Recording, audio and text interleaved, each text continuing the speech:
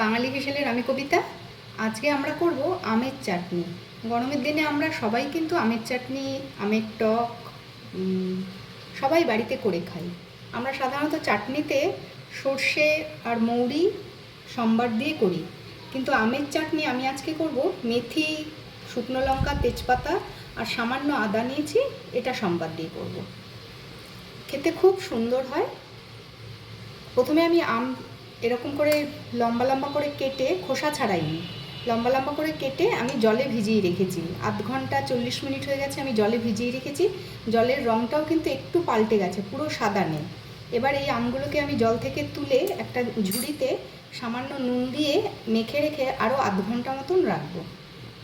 নুন কোনো কিছুতেই বেশি হলে ভালো লাগে না, চাটনিতে তো আরোই বেশি ভালো লাগে না। আমি কিন্তু এখানে খুব সামান্য নুন নিয়েছি। নুনটা দিয়ে ভালো করে মেখে, তাহলে কি হবে, আমের যে টক জলটা, টক ভাবটা, সেটা কেটে যাবে।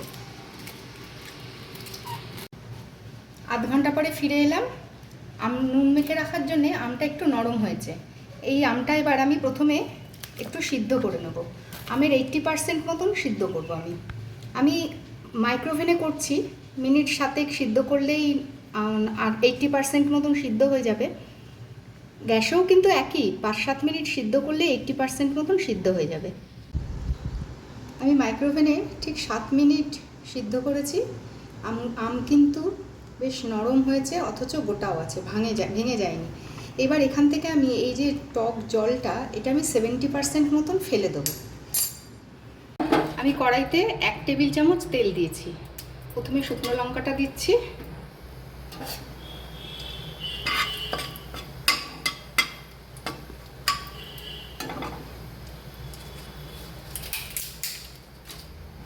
তারপর মেথি আর তেজপাতাটা দিয়ে দিচ্ছি।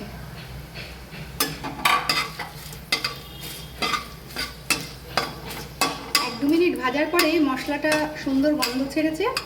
এবার দিয়ে দিলাম কুচনো আদাটা।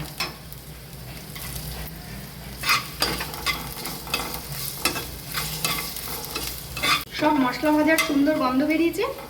এবার এই সিদ্ধ করে রাখা আমটা দিয়ে দিচ্ছি।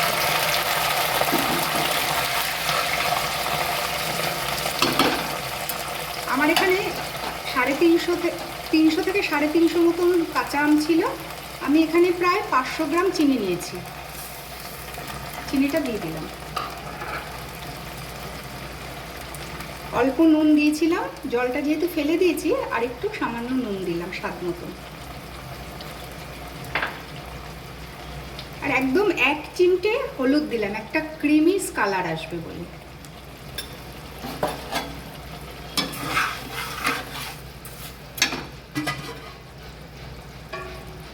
দিয়ে দিচ্ছি হাফ বাটি জল।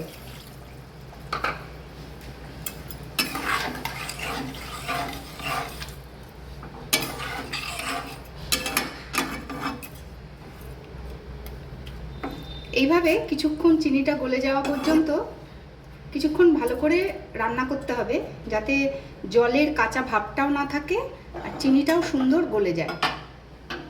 এবার আমি ঢাকা দিয়ে দিচ্ছি। 5-7 মিনিট পর আমি ঢাকনাটা খুলছি। মাঝারি আছে 5 থেকে 7 মিনিট মতন রান্না করেছি। কাঁচা জলের বিস্বাদটা যেন কেটে যায় আর চিনিটা ভালো করে গলে যায়। সব সুন্দর হয়ে গেছে, চাটনির রঙটাও খুব সুন্দর হয়েছে। এবার আমরা নামিয়ে ফেলব। আমাদের আজকের রেসিপি কাঁচা আমের চাটনি তৈরি।